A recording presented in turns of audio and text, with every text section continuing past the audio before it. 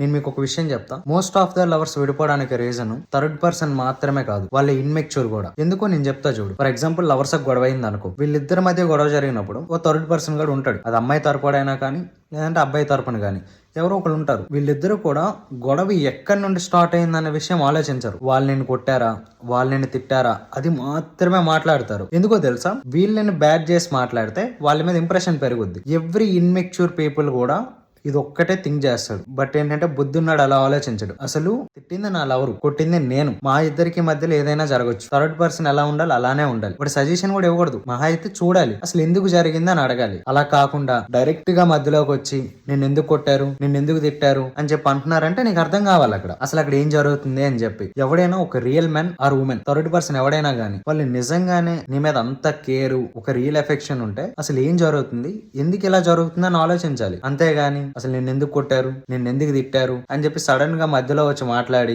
Complete గా వాళ్ళని blame చేస్తూ నిన్ను మాత్రమే పొగుడుతున్నాడంటే నువ్వు అర్థం చేసుకో. ఒకటి, వాడు నిన్ను విడదీయడానికైనా అవ్వాలి, లేదంటే వాళ్ళు తగులుకోవడానికైనా అవ్వాలి. ఈ విషయం ఆలోచించు. బట్ మెచ్యూర్ పీపుల్ అలా కాదు తెలుసా. ఇన్ కేస్ వాళ్ళు ఏం చెప్పినా వింటారు. నా లవర్కి నాకు అలాంటివి మస్తు ఉంటాయి, మేము చూసుకుంటాం, ఏం పర్లేదులే, ఇలాంటివి ఇంతకు ముందు 100 ఫేస్ చేసామని వాళ్ళు ధైర్యంగా చెప్పుకుంటారు.